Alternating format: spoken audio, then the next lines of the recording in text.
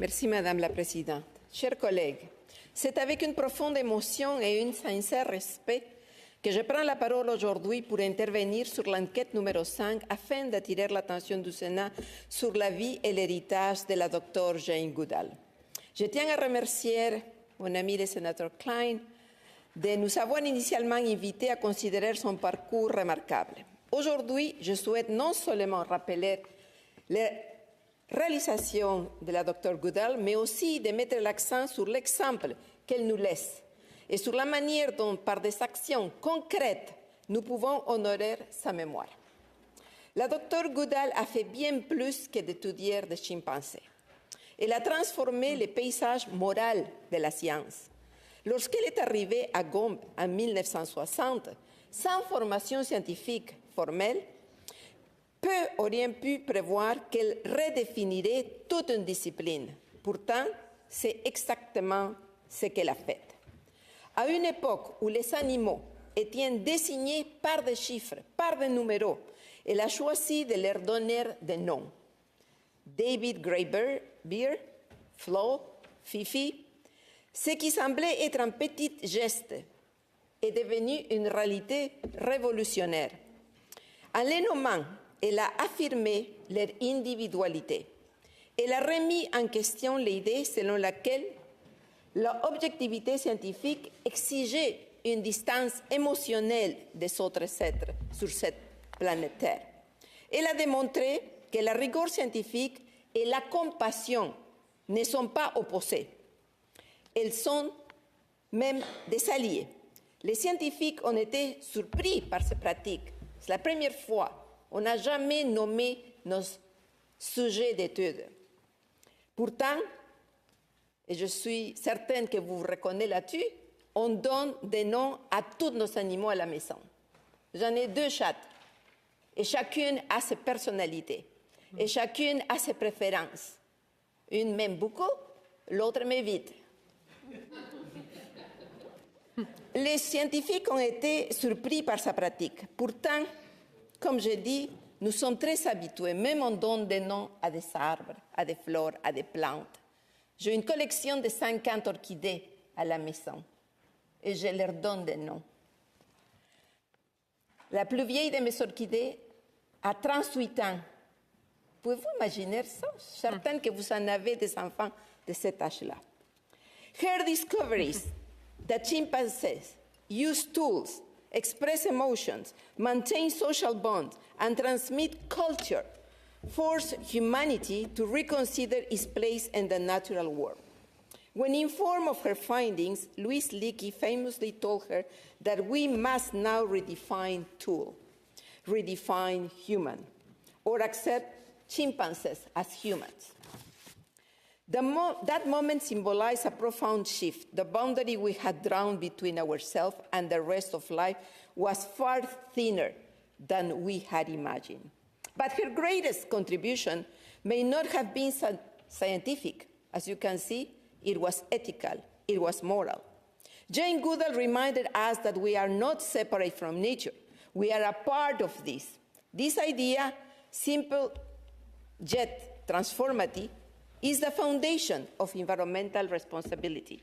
If we are part of the natural world, then harming it is self-harm. Protecting it is self-preservation. She did not remain in the forest. She stepped into the world. In 1977, she founded the Jane Goodall Institute, pioneering a community-centered approach to conservation that recognized that protecting ecosystems requires partnering with local people, especially women and youth. Later, in 1991, she created Roots and Shoots, empowering young people in more than 75 countries to take action in their own communities. This is the model that Dr. Jane Goodall leaves us. Science grounded in empathy, conservation rooted in community, hope translated into action.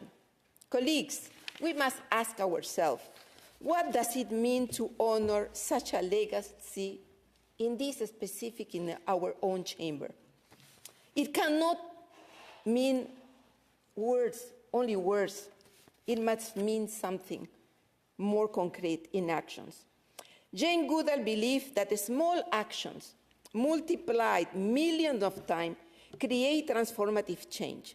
As legislators, our small actions are votes, amendments, committee studies, and budget decisions. I heard our budget, and I'm not happy with the ratio between people and senators. We can make it more efficient. Multiplied across time and across this country, they shape the destiny of ecosystems and generations to come. To honor her memory is to embed intergenerational responsibility into our governance. It means strengthening environmental accountability mechanisms so that, for example, climate targets are not only aspirations, but obligations. It means ensuring that biodiversity protection is not secondary to short-term economic interests, but central to national planning. It means recognizing that financial systems must account for ecological risk because economic stability cannot exist on a destabilized planet. Jane Goodall showed us that courage sometimes looks like quiet persistence. She faced skepticism. She faced dismissal. She faced a scientific establishment that questioned her methods. Yet, she continued calmly, persistently, effectively. That perseverance is an example for all of us who have felt the frustration of slow progress. Since my appointment in 2016, I have spoken about planetary boundaries, intergenerational justice, and the need to align our economy with ecological realities. At times, progress has indeed felt very, very slow. But Dr. Goodall's life reminds us that paradigm shifts do not happen overnight. They happen because someone refuses to give up. I like very much when I heard Gandhi saying, be the change you want to see in the world.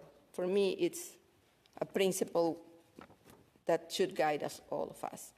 Honoring her legacy also means investing in youth. She said, my greatest hope lies with young people. If that is so, then our responsibility is clear. We must equip youth not only with hope, but with opportunity. We can support National Youth Climate Initiative. We can ensure that environmental education is strengthened. We can create pathways for green jobs and just transition so that the next generation inherits not economic precarity, but resilience. We can ensure that indigenous knowledge is respected and integrated into decision-making, a principle deeply aligned with her understanding that humans belong within and not above nature. We must also defend truth in an era of misinformation. Jane Goodall was a scientist who communicated with clarity, but also with humility. She understood that storytelling connects science to the human heart. As parliamentarians, we must champion evidence-based policy and ensure that independent science remains protected and accessible. Her final message resonates powerfully. She reminded us that we are part of Mother Nature, that we depend on her for clean air, water, food, for everything, that despair leads to apathy, and apathy leads to inaction, sedentarity, and that each of us has the power to make a difference. Those words are not sentimental. They are strategic. Hope is not naivety. It is fuel. Without hope, no movement survives. Without hope, no reform endures. Jane Goodall did not redefine humanity by placing us above other species. She redefined humanity by calling us to greater responsibility. Collègues, si nous considérons réellement que nous sommes des gardiens, cette responsabilité doit être mesurable. Elle doit se traduire par une réduction des émissions. Elle doit se traduire par la protection des habitats. Elle doit se traduire par la restauration des écosystèmes et le renforcement de la résilience de toute communauté, surtout celles qui sont les plus vulnérables.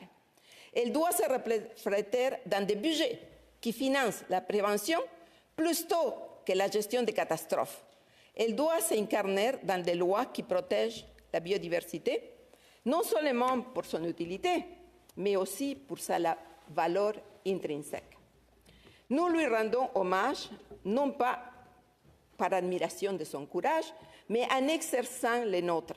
Nous lui rendons hommage en veillant à ce que les générations futures, les petits enfants dont elle parlait, héritent des forêts encore debout, des océans encore vivants et d'un climat encore suffisamment stable pour soutenir notre civilisation. Nous lui rendons hommage en refusant le cynisme. Nous lui rendons hommage en agissant. Dr. Goodall once showed that naming a chimpanzee could change science. Let's show that naming our responsibility can change policy. May we see the natural world as she did, not as a resource to exhaust, but as a community to which we belong. May we remember that the measure of our leadership will not be the convenience of our choices today, but the livability of the world tomorrow. And may we prove, through concrete action, that hope in this chamber is not rhetoric, it's a resolve. Merci beaucoup, mes chers collègues. Thank you so much. Miigwech.